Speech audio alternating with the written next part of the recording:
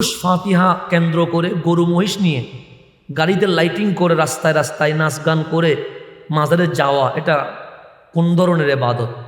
এটা ইবাদত না, এটা জুলুম, এটা হারাম। আপনি যে গরু নিয়ে নাচতেছেন, পশুর উপর জুলুম করছেন, আপনি জালেম, পশু মজলুম। কথা ঠিক না? এই পশু যদি কালকে কবরে হাসরে আপনার বিরুদ্ধে দাঁড়ায়, আপনি যাইতে পারবেন? বাংলাদেশে এগুলো কি করতেছে আমি কিছু বুঝি না।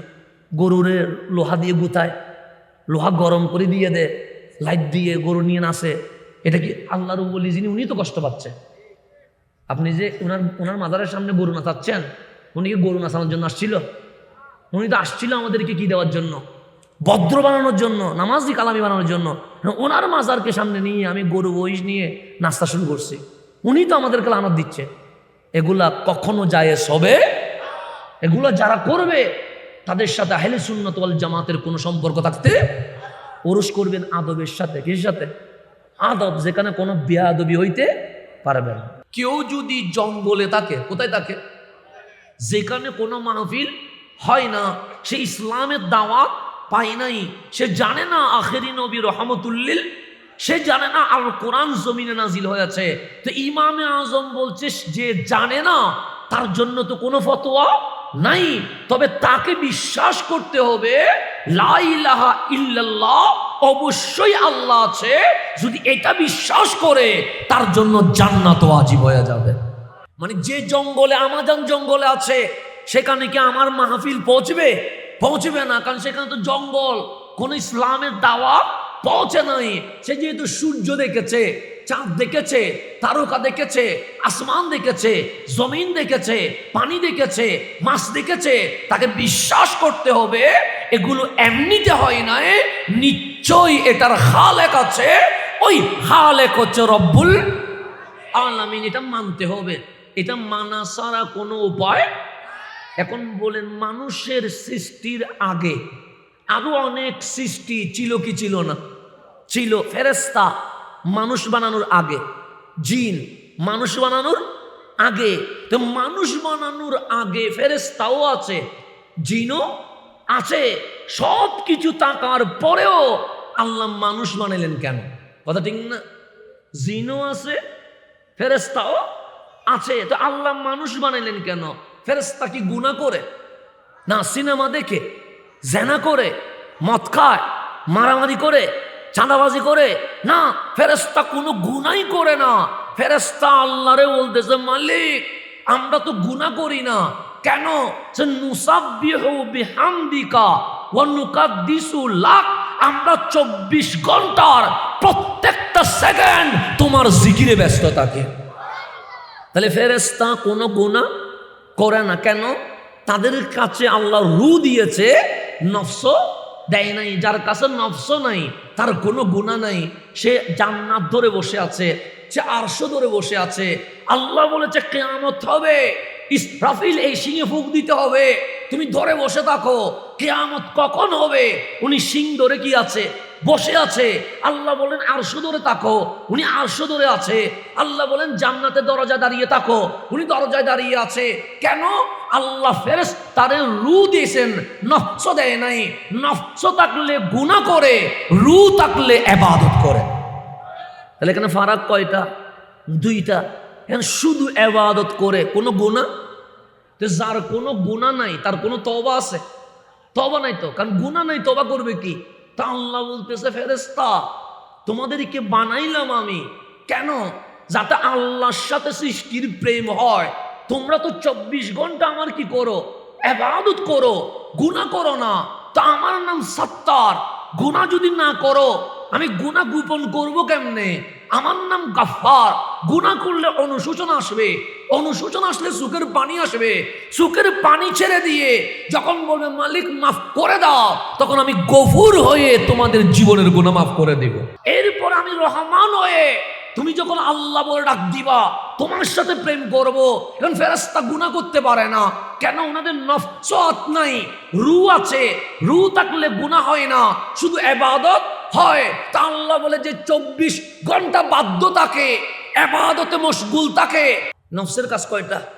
3টা। সেজন্য গরু খায়, গরু ঘুমায়, গরু সন্তান উৎপাদন করে।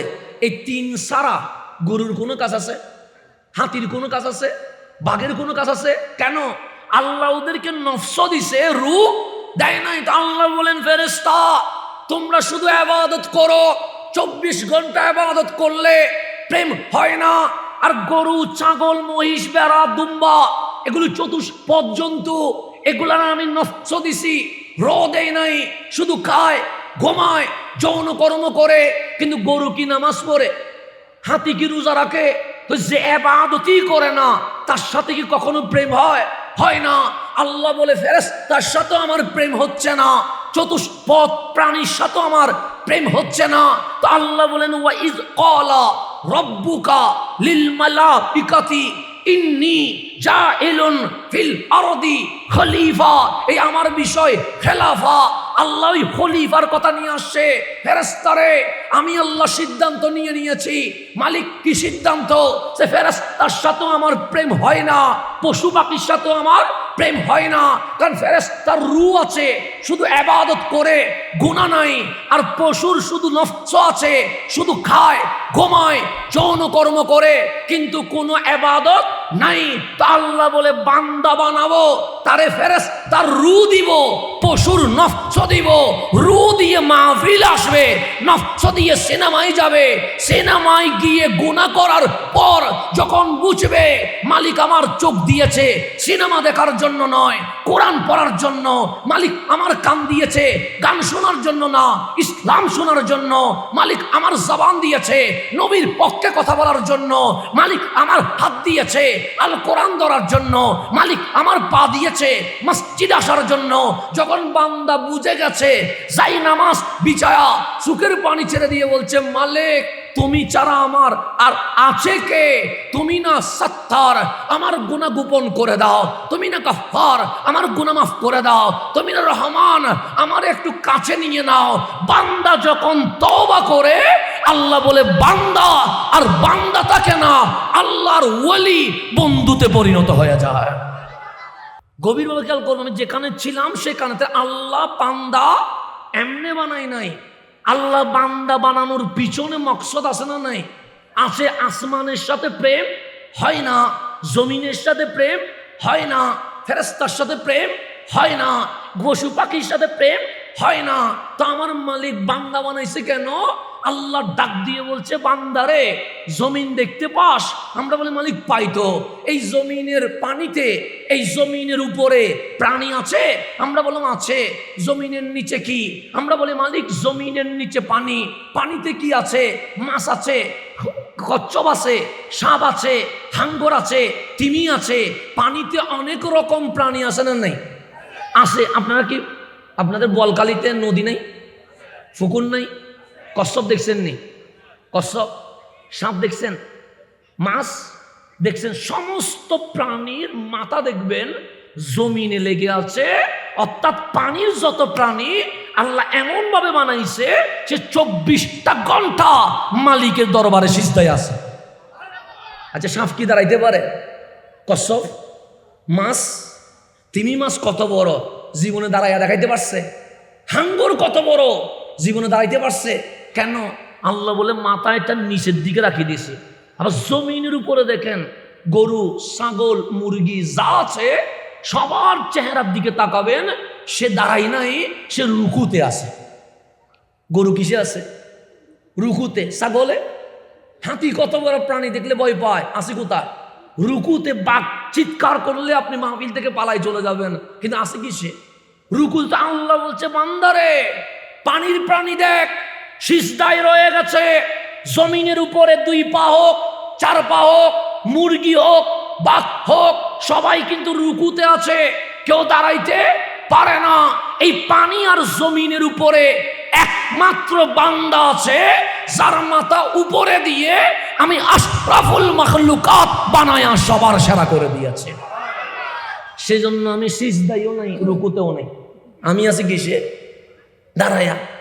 আমার মাথা নিচের দিকে যায় না। আপনি পানি পান করেন, পানি পান করলে কি মাথা নিচে যায়? খাবার খান, মাথা নিচে যায়? নাস্তা করেন, মাথা নিচে যাবে? ফ্রুটস খান, মাথা নিচে যাবে? কিন্তু গরু যখন ঘাস খাইতে গেছে, মাথা কোথায়? নিচে। মুরগি যখন খাইতে গেছে মাথা কোথায়? নিচে। আল্লাহ বলে দেখ, মাছও খায় মাথা নিচে, সাপও খায় মাথা নিচে, কচ্ছপও খায় মাথা নিচে, গরু ছাগল মুরগিও খায় মাথা নিচে, তোর মাথা নিচে যায় নাই। আমরা বললাম মালিক যায় নাই, সে পানির সামনে যাবে না, খাবারের সামনে যাবে না, রুটির সামনে যাবে না, মাংসের সামনে যাবে না। কেন? সমস্ত মাখলুকাত তোদের মালিকানায় দিয়ে দিয়েছি, আর তোর মাথা খাবারের সামনে ঝুঁকবে না, খাবারের মালিক আল্লাহর সামনে ঝুঁকে যাবে। তাহলে আল্লাহ বলতেছেন আমি চাইলাম প্রেম করতে। কি করতে? কে? আল্লাহ। তো দেখলেন ফেরেশতার সাথে প্রেম হয় না, কারণ রূহ আছে নফস নাই, তার মানে সওয়াব আছে, কোনো গুনাহ। পশু পাখি বানাইলেন, নফস আছে রূহ নাই, শুধু খায় ঘুমায় যৌন কাজ করে, নামাজের কোনো খবর নাই। তো ইবাদত না করলে মালিকের সাথে প্রেম হবে? হবে না। তা আল্লাহ বললেন ও ফেরেশতা, ওয়া ইয ক্বালা রাব্বুকা লিল মালাইকাতি ইন্নী জাইলুন ফিল আরদি খলিফা, এই জমিন আমি খলিফা বানাবো, ওই খলিফার মাধ্যমে এই জমিনে আমি আল্লাহ আমার দিন কায়েম করব। ওই দিন কায়েম করার নাম খেলাফা। ওই দিন কায়েম করার নাম কি? দিন মানে শুধু নামাজ পড়া না, দিন মানে শুধু রোজা রাখা না, দিন মানে শুধু মাহফিল করা না। এখন তো আমাদের বলকালীর মসজিদে এশারের নামাজের পর মসজিদে তালা বন্ধ হয়ে গেছে, কথা ঠিক না? আমি যদি মসজিদ কমিটিকে বলি তালা বন্ধ কেন, তো ফ্যান চুরি হয়ে যায়, লাইট চুরি হয়ে যায়, কোরআন শরীফ উপর দাঁড়ায় মানুষ কি চুরি করে, ফ্যান চুরি করে, তো তালা বন্ধ না করে কি করব? তাহলে মসজিদ মানে শুধু আমরা নামাজ মনে করছি। আর আমার নবীর মসজিদে নববী শুধু নামাজ নয়, এটা ইউনিভার্সিটি। শুধু ইউনিভার্সিটি নয়, এটার আদালত। শুধু আদালত নয়, ফারুক আজম মসজিদে নববীর সংসদে বসে অর্ধ জাহানে ইসলামিক খেলাফা কায়েম করে ফেলেছে। এক মসজিদ, মসজিদ কয়টা? একটা। সেখানে নামাজও হয়, সেখানে পড়ালেখাও হয়, সেখানে বিচারও হয়, সেখানে সংবিধানও লেখা হয়। সেখানে বসে ইয়ামানে কি সমস্যা হয়েছে সেই সমস্যার সমাধান মসজিদে নববীর মিম্বর থেকে দেওয়া শুরু হয়ে যায়। আজকে মসজিদে শুধু নামাজ হয়, আর কিছু হয় না। সেদিন তো মার খাই আমরা, এমনি মার খাচ্ছি না তো। নামাজের জন্য শুধু মসজিদ না, এই মসজিদে পড়ালেখা চলতে হবে, এই মসজিদে দরস হইতে হবে, এই মসজিদে এলাকার সমস্যার সমাধান হইতে হবে। এই মসজিদ একটা সংসদ ভবন, এখান থেকে রাষ্ট্র পরিচালনা হইতে হবে, তাইলে না খেলাফত কায়েম হবে। এমনি কি খেলাফত কায়েম হবে? এখন আমার কথা রাগ করিয়েন না, বিষয় যেটা দিচ্ছেন আমাকে সেটা বলতে হবে। যদি আমি না বলি হক গোপন হবে। হক যদি গোপন হয়, কাল হাসরের ময়দানে আমি আসামি হব।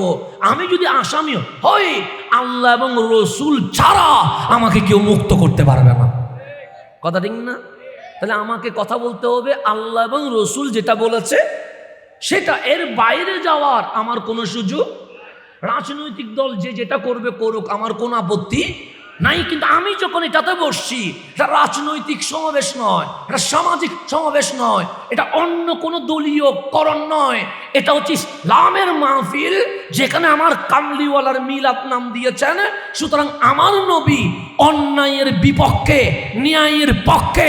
উম্মত হইলে অন্যায়কে অন্যায় বলতে হবে, ন্যায়কে ন্যায় বলতে হবে। এর বাইরে যাওয়ার কোনো সুযোগ। অন্যায়কে অন্যায়, ন্যায়কে ন্যায়। আমার রসুল 40 বছর, কয় বছর? নিজে নামাজ পড়েছে, কাউকে নামাজে দাওয়াত দেয় নাই। সেজন্য আম্মা জান খাদিজাতুল কুবরা রাদিয়াল্লাহু তাআলা আনহা বলতেছেন, কামলিওয়ালা নবুয়ত প্রকাশ করেছেন কয় বছর পরে? 40 বছর পর্যন্ত গোপন রেখেছেন। কেন? খোদাই হুকুম আসে নাই বলে গোপন রেখেছেন। আম্মা জান খাদিজা বলছে এখনো নবুয়তের অ্যালাউন্স করে নাই, এখনো রিসালাতের অ্যালাউন্স করে নাই, এখনো ইকরা বিইসমি রাব্বিকাল্লাযী খালাক বলে নাই। কিন্তু আমি খাদিজা সাক্ষী দিচ্ছি, আমার নবী আমার ঘরে নামাজ পড়া শুরু করেছে, আমি খাদিজার আলী নবীর পিছনে নামাজ পড়া শুরু করে দিয়েছে।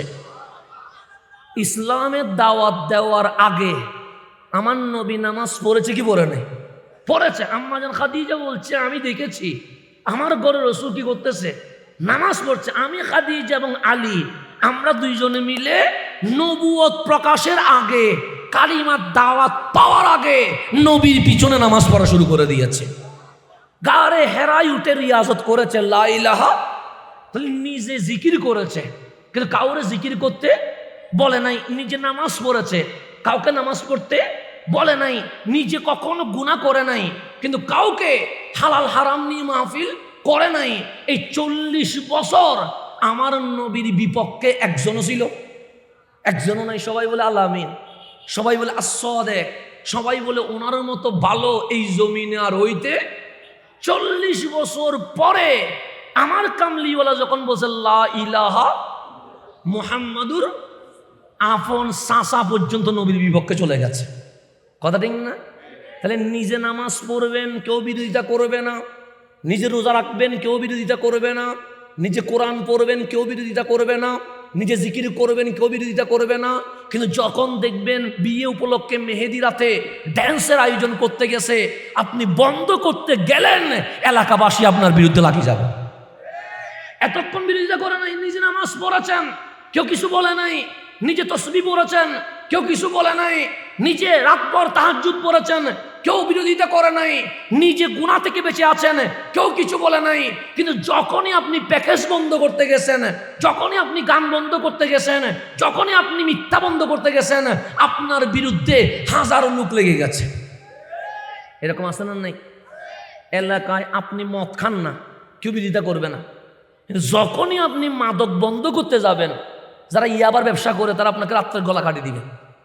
কথা ঠিক না? অন্যায়ের বিপক্ষে গেলে শত্রু বাড়ে না কমে? বাড়ে। আমার রসুল 40 বছর দাওয়াত দেন নাই, কেউ কিছু বলে নাই। দাওয়াত দিতে দেরি, পাথর মারতে দেরি করছে, পাগল বলতে দেরি করছে, পিঠের উপর উঠে বুড়ি তুলতে দেরি করছে। কেন? অন্যায়ের বিপক্ষে গেলেই আপনাকে কিছু না কিছু ষড়যন্ত্রের কি হইতে হবে, শিকার হইতে হবে। এখন মারি দেখলেন, আমরা আজকে এখানে গুমদণ্ডিতে মারলেন, আমি তারপরের বছর কোনোদিন আর আসবো না। কেন? আমি বললাম ওরা আমারে মারে, ওরা আমারে গালি দেয়, আমি আসবো না। রসুলকে গালি দিয়ে দেখলেন, দাওয়াত বন্ধ হয় নাই। রসুলকে পাথর মেরে দেখলেন, দাওয়াত বন্ধ হয় নাই। রসুলকে পিঠের উপর উঠের বুড়ি তুলে দিলেন, দাওয়াত বন্ধ হয় নাই। আমার নবীরে ঘরের দরজা বন্ধ করে দিয়ে 3-4 দিন উপোস রেখেছে, দাওয়াত বন্ধ হয় নাই। আমার নবীর সামনে সাহাবায়ে কেরামের গদ্দান 2 ভাগ করে দিয়েছে, আমার নবী দাওয়াত বন্ধ করে নাই। এখন আবু জেহেল, আবু লাহাব, উতবা, সাইবা, উমাইয়া সবাই বলে মিটিং করতেছে, কিরে এই নবীরে তো থামানো যাচ্ছে না। মেরে দেখলাম, গালি দিয়ে দেখলাম, খাবার বন্ধ করে দেখলাম, ওনার সহপাঠী যারা ওনার পক্ষে কাজ করে তাদের গদ্দান আলাদা করলাম, এরপরেও তো এই নবী দাওয়াত বন্ধ করে না। সুতরাং বুঝা গেল যতই ভয় দেখায় এই ভয়ে কোনো কাজ হবে। ওরা মিটিং করতেছে, বইয়ে যখন কাজ হচ্ছে না, কি করা যায়? মেরে দেখলাম, হয় না। গালি দিলাম, হয় না। খাবার বন্ধ করলাম, হয় না। চোখের সামনে তার সাহাবী কি করলাম, শহীদ করলাম, কিন্তু দেখলাম দাওয়াত কি হচ্ছে না, বন্ধ হচ্ছে না। তো বন্ধ যখন হচ্ছে না, মক্কার মানুষ মিটিং করতেছে, কি করা যায়? তখন সবাই সিদ্ধান্ত নিলেন, বই দেখায়া দাওয়াত যখন বন্ধ করা যাচ্ছে না, কিছু অফার দিয়ে দেখি না। কি দিয়ে? অফার বান্ডিল একটা দিলে, কারণ উনি হয়তোবা ক্ষমতার লোভে এগুলা করতেছে, হয়তোবা ক্ষমতা দিলে উনি কি হয়ে যাবে, চুপ হয়ে যাবে। টাকা দিলে হয়তোবা উনি চুপ হয়ে যাবে। কিন্তু ভয় দেখায়া কি করা যাচ্ছে না, বন্ধ করা। আমাদের বাংলাদেশে অনেকে বান্ডিল দিলে মুখ বন্ধ হয় কি হয় না? হয়, স্বাভাবিক হয়। দাড়ি টুপি জুব্বা রেখে অনেকেই 1 টাকার বিনিময়ে ইসলামকে বিক্রি করে দিতে রাজি হয়ে যায়। কোরআন শরীফ তো একটা, বুখারী শরীফ তো একটা। হালাল হইলে একটা হালাল, হারাম হইলে হারাম। কি জীবনে হালাল হবে? হালাল কি জীবনে হারাম হবে?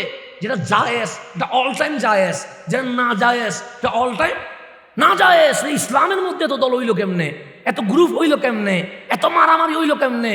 একটা কারণে, মুসলমান যেহেতু হক, এটার বিপরীতে যারা আমাদের বিপরীত, হিন্দু বলেন, ইহুদি বলেন, খ্রিস্টান বলেন, নাস্তিক বলেন, সবাই প্রকাশ্যে বিরোধিতা করে দেখেছে এই মুসলমানের ভেতরে আমার নবীর যে প্রেমের পাওয়ার, এই পাওয়ার যতদিন থাকবে মুসলমানকে কখনো দুর্বল করা যাবে না। এটা ওরা বুঝে গেছে যে এখানে ওদের কাছে শক্তি আছে, শক্তির নাম রহমতুল্লিল। আমরা অস্ত্র দিয়ে জয় করি না, অনেকে মাহফিল করে অস্ত্র দিয়ে কুফা ফেলেন, অনেকে মাহফিল করে ইট দিয়ে মাথা কি করে দেন, একদম ছেঁচে ফেলেন। এটার নাম ইসলাম না। ইসলাম অস্ত্র দিয়ে আসে নাই, ইসলাম রুহানি পাওয়ার দিয়ে এসেছে। যদি হুজুর বুঝি নাই, যেমন আপনারা মানুষ বেশি না আমরা মানুষ বেশি, আপনারা বেশি। এখন যদি আমরা দুই গ্রুপ হয়ে যায়, আপনারা এক দল আমরা এক দল, উনি ঘোষণা করলেন যুদ্ধ হবে না, আপনারা যদি যুদ্ধের ডাক দেন আমরা জিতবো না হেরে যাব। কেন? আমরা সবগুলা মিলে আছি 10 জন, আপনারা আছেন 200 জন। তো 200 জন যদি হাতি দৌড় দেন, আমাদের কার খুঁজি পাওয়া যাবে? গুসানির দরকার আছে, জুয়া দিয়ে মারার দরকার আছে, হাঁটলেই তো আমরা ফিসে যাব, কোথায় মাটিতে চলে যাব। তাহলে সামান্য বিষয় রেজাল্ট হয়ে গেছে, স্টেজ আর মাঠ যদি যুদ্ধ লাগে মাঠ জিতবে, স্টেজ হারবে। কেন? মাঠে মানুষ বেশি, স্টেজে মানুষ কম। কথা ঠিক না? এটাই তো। আপনি চলে আসেন বদরে, বদরে 1000 সৈন্য হচ্ছে আবু জাহেলের। কয় হাজার? 1000 আবু জাহেলের। আবু জাহেলের বাহিনীতে কয় হাজার? যাদেরকে আবু জেহেল যুদ্ধের ট্রেনিং দিয়েছে। আর আমার নবীর দলে 313, যাদেরকে আমার নবী যুদ্ধ শিখাই নাই, মওলার প্রেম শিখিয়েছে। দল কয়টা হয়ে গেছে? 2টা। আবু জাহেলের দলে তরবারি ঝনঝন করতেছে, আর মুসলমানের হাতে কোনো তরবারি নাই। তরবারি নাই বলে খেজুর গাছের ডাল কাটি হাতে নিয়ে বসে আছে, ওইদিকে তরবারি, এদিকে খেজুর গাছের কি ঢাল। 313, 1000 অস্ত্র আছে, আমার নবীর বাহিনীর কোনো অস্ত্র নাই। তারা এমন মাঠে দাঁড়াইছে যেই মাঠ শক্ত, আর আমার নবীর বাহিনী দাঁড়াইছে যেই মাঠে বালি। যেখানে বালি থাকে সেখানে কি দৌড়ানো যায়? শক্ত মাঠে দৌড়ানো যায়, বালির মাঠে দৌড়ানো। তাহলে কাফের বসছে শক্ত মাঠে, মুসলমান বসছে বালির মাঠে, যেখানে দৌড়ানো যায় না। আর আবু জাহেলের বাহিনী ওট জবে করে ফ্রাই করছে, ঘোড়া উঁট জবে করে, হরিণ জবে করে কি করছে? ফ্রাই করছে। আর মুসলমানের কাছে শুকনো খেজুর আর পানি ছাড়া কিছুই নাই। সমস্ত কিছু সমীকরণ করে ইন্টারন্যাশনালি নিউজ হয়েছে মুসলমান হেরে যাবে, মক্কার মুশরিক আবু জাহেলের বাহিনী জিতে যাবে। কেন? মুসলমান 313, মুশরিক 1000। মুসলমানের তরবারি নাই, মুশরিকের তরবারি আছে। মুসলমানের যুদ্ধের ট্রেনিং নাই, আর মুশরিকের ট্রেনিং আছে। রোম পরাস্য। এখন যেরকম আমেরিকাকে আমরা ভয় পাচ্ছি, রাশিয়াকে আমরা ভয় পাচ্ছি, চীনকে আমরা ভয় পাচ্ছি, সেরকম একটা সময় সমগ্র বিশ্ব রোম পরাস্যকে কি পাইতো? ভয় পাইতো। ওই রোম পরাস্য বলছে আবু জাহেল মাঠে 1000, কিন্তু পিছনে আমরা আছি। কেন? আমরা মুসলমানের পক্ষে না, আমরা তোমাদের পক্ষে। কাজ কালাও, যত সমর্থন দেওয়া দরকার আমরা দিয়ে দিব। তাহলে রোমও আবু জাহেলের পক্ষে, পরাস্য আবু জাহেলের। সমস্ত সমীকরণ বলতেছে মুসলমান হারবে আর মুশরিক জিতবে। স্বাভাবিক। রোম পরাস্য যাদের পক্ষে, যাদের পক্ষে শক্তি, যাদের পক্ষে টাকা, যাদের পক্ষে ক্ষমতা, তারা জিতবে না যাদের কাছে ক্ষমতা নাই তারা জিতবে? কে জিতবে? ক্ষমতা যাদের আছে তারা। আন্তর্জাতিক নিউজ হয়েছে মুসলমান হেরে যাবে। হেরে গেলে কি হবে? সে মুসলমানের নবী শহীদ হবে। শহীদ হলে কি হবে? কোরআন থাকবে না। কোরআন না থাকলে কি হবে? এই নবীর নাম থাকবে না। এই নবীর নাম না থাকলে কি হবে? কালিমা থাকবে না। কালিমা যদি না থাকে, ইসলাম এই বদরের দিন জমিনে দাফন হয়ে যাবে। তার মানে ইসলাম আর থাকবে? সমীকরণ মিলে গেছে। সাহাবায়ে কেরামের কাছে নিউজ চলে এসেছে যে সমগ্র ওয়ার্ল্ড নিউজ করেছে। কি নিউজ? সে মুসলমান হেরে যাবে। এখন কেউ যদি বলে হুজুর আপনি হেরে যাবেন, হাসি বের হবে না চেহারা কালো হবে? চেহারা কালো হয়ে যাবে। আমি যদি জানি আমি হেরে যাব, তাহলে আমি কি হাসবো? হাসবো না। সামান্য আমরা গোল্ডেন প্লাস না পাইলে মুখের আওয়াজ বন্ধ হয়ে যায়। এখন মুসলমানের চেহারা মলিন হয়ে গেছে, চোখের মধ্যে পানি টলটল করতেছে। আমার নবী বলে যুদ্ধের ময়দানে কান্না করা মানাই না, এখানে চোখ লাল থাকতে হবে, সাহসিকতার সাথে দাঁড়াইতে হবে। মুসলমান সাহাবায়ে কেরাম বললেন নবী গো, চেষ্টা করেছিলাম, কিন্তু আপনি জানেন না ইন্টারন্যাশনাল নিউজ বের হয়েছে। নিউজ কি বলেছে? যে মুসলমান হেরে যাবে। কেন হারবো? যে আমাদের অস্ত্র নাই, তাদের অস্ত্র আছে। আমাদের ট্রেনিং নাই, তাদের ট্রেনিং আছে। আমাদের খাবার নাই, তাদের খাবার আছে। আমাদের কোনো সাপোর্ট নাই, রোম পারস্য তাদেরকে সাপোর্ট করেছে। আমরা যদি হেরে যাই তাহলে কালিমা থাকবে না, ইসলাম থাকবে না, কোরআন থাকবে না, খেলাফা কায়েম হবে না। আমার নবীর সুখ দিয়ে পানি বের হয়ে গেছে। আল্লাহ ডাক দিলেন, হাবিব। সাহাবিও কাঁদছে। আপনি হচ্ছেন মুসলমানদের সৈয়দ, আপনি হচ্ছেন সর্দার, আপনি হচ্ছেন ইমাম। ইমামের চোখ দিয়ে যদি যুদ্ধের ময়দানে পানি বের হয়, এটা হারে যাওয়ার লক্ষণ। আপনি কাঁদলে মানায় না। আমার নবী বলেন, মাওলা আমি এতক্ষণ কাঁদি নাই, কিন্তু আমার সাহাবায়ে কেরাম কাঁদছে, আমি সান্ত্বনা দিতে চাইলাম, সান্ত্বনা দিতে পারি নাই। কেন? সে মালিক তুমি জানো না, সমগ্র ওয়ার্ল্ড নিউজ করেছে আমরা হেরে যাব। আল্লাহ ডাক দিন, হাবিব কেন হারবেন? আমাদের অস্ত্র নাই, তাদের অস্ত্র আছে। আমাদের ট্রেনিং নাই, তাদের ট্রেনিং আছে। আমাদের খাবার নাই, তাদের খাবার আছে। রোম পারস্যের সাপোর্ট তাদের সাথে রয়ে গেছে। আল্লাহ বলে, হাবিব একটু অপেক্ষা করেন। আন্তর্জাতিক নিউজ হয়েছে, কিন্তু খোদাই নিউজ এখনো কোরআনি নিউজ হয় নাই। নিউজ রুম করেছে, পারস্য করেছে, মক্কা করেছে, ফিলিস্তিন করেছে, ইয়ামান করেছে, কিন্তু আমি আল্লাহ এখনো নিউজ। তো যেখানে আল্লাহ নিউজ করে নাই সেখানে সুখের পানি ফেলানোর কোনো দরকার, কারণ আল্লাহর খুদাই নিউজ বের হচ্ছে। নিউজ বাংলাদেশেও হয়, নিউজ বিদেশেও হয়, নিউজ জাজিরাও করে, নিউজ সিএনএনও করে, কিন্তু আল্লাহও নিউজ করে কি করে না? তা আল্লাহ নিউজ করতেছে, লা তাহিনু ওয়ালা তাহজানু। হে আমার নবীর সাহাবায়ে কেরাম, টেনশন করো না, পেরেশান হইও না। সাহাবায়ে কেরাম অবাক, আল্লাহ কি বলছেন? যুদ্ধের ময়দানে দাঁড়ায় টেনশন করব না? আল্লাহ বলে করবা না। পেরেশান হব না? আল্লাহ বলে হবা না। কেন? সুওয়ান তুমুল আলাউন। আমি আল্লাহর খুদাই নিউজ হচ্ছে মুশরিক হেরে যাবে, হাবিবুল্লাহর বাহিনী জিতে যাবে। এখন আসেন গভীর মনোযোগ। নিউজ করতেছে কে? আল্লাহ বলছে, ওয়ান তুমুল আলাউন। কে বলেছে আবু জাহেল জিতবে? কে বলেছে আবু লাহাব জিতবে? কে বলেছে উতবা সাইবা জিতবে? আমি আল্লাহ বলছি আমার হাবিবের বাহিনী জিতে যাবে। সাহাবায়ে কেরাম অবাক হয়ে দুই হাত খালি হাত আসমানের দিকে তুলে বসে, মাওলা আমরা জিতবো?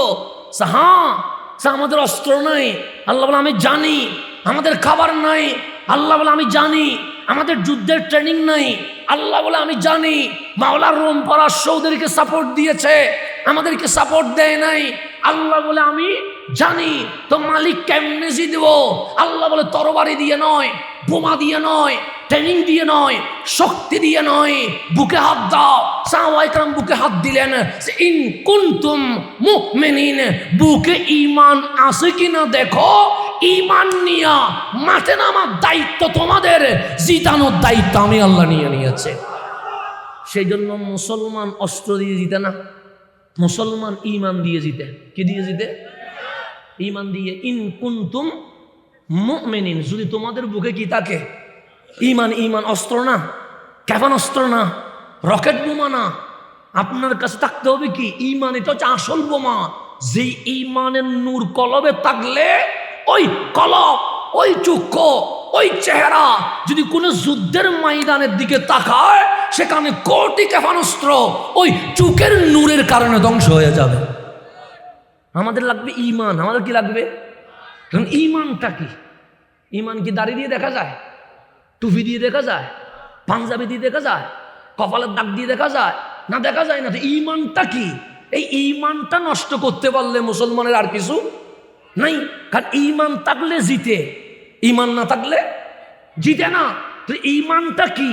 এটা ইহুদিরা রিচার্জ করতেছে, এটা খ্রিস্টানরা রিচার্জ করতেছে। এখন আমি যদি আপনাকে বলি, এই 1500 বছরের ইতিহাসে একজন সৈনিকের নাম বলেন, যিনি যুদ্ধের ময়দানে নেমেছে, কখনো হারে নাই, জিতার গলার মালা নিয়ে আবার ঘরে ফিরেছে, উনি কে? আপনি নাম কি বলবেন? হযরতে সাইফুল্লাহ খালেদ বিন ওয়ালিদ। কথা ঠিক না? অনেক যুদ্ধ আছে পৃথিবীতে, যেমন আপনি বলতে পারেন সালাউদ্দিন আইয়ুবী। উনি কিছু যুদ্ধে জিতেছে, কিছু যুদ্ধে হেরেছে। সুলতান গৌরী কিছু যুদ্ধে জিতেছে, কিছু যুদ্ধে হেরেছে, এরকম যুদ্ধে হারা জিতা আছে না নাই? আছে। কিন্তু খালিদ বিন ওয়ালিদ যুদ্ধে নেমেছে, হেরেছে এমন কোন ইতিহাস নাই। যেই যুদ্ধেই নেমেছে সেই যুদ্ধেই বিজয়ের গলার মালা পরে ফেলেছে। আমি একটু আগে আপনাদেরকে বলছিলাম, যদি যুদ্ধ শুরু হয় মাঠ আর স্টেজ জিতবে কে? মাঠে স্টেজ জিতবে, কেন মানুষ কি আছে? কম আছে। আমার নবী মদিনায় বসেছে, মক্কা বিজয় হয়ে গেছে, হঠাৎ করে রোমানীয় সৈন্যরা মুসলমানের বিরুদ্ধে যুদ্ধ ঘোষণা করছে। কারা? রোমানীয়। এগুলো মক্কার চেয়ে আরো দেখতে ভয়ঙ্কর। যেমন বডি, যেমন গর্দান, যেমন হাত, তেমন ট্রেনিং। এই রোমানীয় সৈন্যরা বলছে মক্কাবাসী যেখানে থেমে গেছে, এই মুসলমানদেরকে আমরা কি করে ফেলবো? মাটির সাথে মিশিয়ে ফেলবো। কামলিওয়ালা খবর পেয়ে গেছে। আমার নবী বলছেন এই রোমানীয় সৈন্য যদি মদিনায় ঢুকে যায়, বাচ্চাগুলো নিরাপদ থাকবে না, মদিনার নারীর ইজ্জত লুণ্ঠন হবে। আমি নবী মদিনায় এসে মদিনার শিশু, মদিনার বৃদ্ধ, মদিনার নারী, তাদের রক্ত এই মদিনার মাটিকে লাল করবে, এটা আমি নবী কখনো সইতে। ওরা আসার আগে আমরা মুসলমান বাহিনী ওদের ওখানে গিয়ে যুদ্ধ করব, যাতে মদিনার মানুষ নিরাপদে থাকতে পারে। আমার রসুল, আমি যাব কোথায়? রোমান মোতার যুদ্ধে আমি যাব। রসুল যখন বলছে আমি যাব, সমস্ত সাহাবী দাঁড়াই গেছে, আমরাও যাব। আমার নবী দেখতেছে যদি রসুল যায়, একজন সাহাবী আর মদিনায় থাকবে না, মদিনা খালি হয়ে যাবে। কামলিওয়ালা সরাসরি সিদ্ধান্ত নিলেন আমি যাব না। কেন? আমি গেলে মদিনায় কোনো পুরুষ থাকবে না, সবাই কোথায় চলে যাবে? যুদ্ধে চলে যাবে। তাহলে মদিনার বাচ্চাদের যত্ন কে দিবে? নারীদের হেফাজত কে করবে? আমার নবী মসজিদে নববীর বারান্দায় বসে বললেন আমি যাব না, আমি যুদ্ধের সৈনিক ঠিক করে দিব। কারা কারা যাবে এটা আমি কি করব? ঠিক করব। আমার নবী হযরতে সৈয়দুনা যায়েদ রাদিয়াল্লাহু তাআলা আনহু ওনাকে সেনাপতি বানায়া সাদা একটা পতাকা দিলেন। কি পতাকা? সাদা একটা পতাকা দিলেন। পতাকা দিয়ে বলেন যায়েদ, আপনি হচ্ছেন মুতার যুদ্ধের সেনানায়ক, সেনানায়কের দায়িত্ব আমি নবী আপনাকে দিলাম। যায়েদকে সেনাপতি বানায়া 3000 সৈন্য দিলেন। কয় হাজার? মানে 3000 সৈন্য নিয়ে আপনি চলে যান। কোথায় যাবেন? মুতা নামক জায়গায়, যেখানে রোমানীয় সৈন্যরা প্রস্তুত হয়েছে মদিনায় আক্রমণ করবে। আপনার সেখানে গিয়ে বলবেন মদিনায় যাওয়ার দরকার নাই, আমরা মুতায় চলে এসেছে। এখন সৈয়দুনা যায়েদ জানে না মুতায় সৈন্য কয়জন, ওরা দেখতে কেমন, ওদের অস্ত্র কি আছে, এগুলো সৈয়দুনা যায়েদ কিছুই। রসুল যখন 3000 সৈন্য কি করে দিয়েছে, ঠিক করে দিয়েছে, উনি সৈয়দুনা যায়েদ 3000 সৈন্য নিয়ে মদিনা থেকে রওনা হয়েছেন। তখন কি বিমান আছে, গাড়ি আছে, হেলিকপ্টার আছে? তাহলে কেউ ঘোড়ায়, কেউ গাদায়, কেউ কচ্ছরে, এরকম 1-2 সপ্তাহ সওয়ারিতে উঠে রাত দিন না ঘুমাইয়া সৈয়দুনা যায়েদের বাহিনী মুতা নামক যুদ্ধের ময়দানে পৌঁছে গেছে। তা আমি যদি 1 সপ্তাহ সফর করি, এরপর দিন যদি মাহফিল করি, আমার গলা দিয়ে আওয়াজ বাইরে তো অনেক কষ্ট হয়ে যাবে, কথা ঠিক না? যেমন গতকাল আমি মাত্র সিরাঙের বাইর থেকে আসছি, আমি কালকে মাহফিল করতে আমার জন্য কি হয়ে গেছে, কষ্ট হয়ে গেছে, শরীর ব্যথা ব্যথা হয়ে গেছে। তো চিটাঙের বাইর থেকে আসলে আমরা কি হয়ে যায়, ক্লান্ত হয়ে যায়। অথচ আমরা গাড়িতে রেস্ট নিতে পেরেছি, টাইম মতো খেতে পেরেছি। হে কামলিওয়ালা সাহাবী, আমার নবী আমাকে সৈনিক করেছে, সেনাপতি বানিয়েছে, ইসলামের খেলাফার পতাকা আমাকে দিয়েছে, আমি পালাবো না। 2 লক্ষের বিপরীতে আমি যুদ্ধ করতে রাজি আছি। যেহেতু 2 লাখ, তোমরা 3000, তোমাদেরকে যদি বলি যুদ্ধ করো, এটা বেইনসাফি হবে, আদালত হবে না। সুতরাং আমি তোমাদেরকে হুকুম দিলাম, যদি যুদ্ধে করতে মন চায় থাকো, আর যুদ্ধ যদি করতে মন না চায় চলে যাও। আমি যদি শহীদ হই দাফন হয়ে যাবে, শহীদ যদি না হয় রসুলকে তোমাদের বিরুদ্ধে অভিযোগ করব না। কেন? 2 লক্ষের বিপরীতে 3000 কখনো যুদ্ধ করতে। এখন আসেন গভীর মনোযোগ, সংখ্যা কত? 3 লাখ আর 2 লাখ, ওইদিকে কত? 3000। সৈয়দুনা যায়েদ বলছে আমি 1 লাখই করব, যুদ্ধ করবো। রসুল যদি আমাকে কি দিয়েছে, সেনাপতির পতাকা দিয়েছে, আমি পালিয়ে যাওয়া, এটা কখনো মানায়? আমি হাসতে হাসতে রসুলের জন্য কি দিয়ে দিব, জান দিয়ে দিব। আপনারা যদি চান থাকতে পারেন, না যদি চান চলে যান। আমি যদি শহীদ হই, এখানে আমার কবর হবে। শহীদ না হইলে মদিনায় গিয়ে আপনাদের বিরুদ্ধে অভিযোগ করব না, পক্ষে বলবো নবী গো 2 লাখের বিপরীতে 3000 কখনো যুদ্ধ করতে পারে না, আমি বলবো। কিন্তু 3000 সাহাবী দাঁড়িয়ে বলছে যায়েদ কেমনে বললেন চলে যাইতে?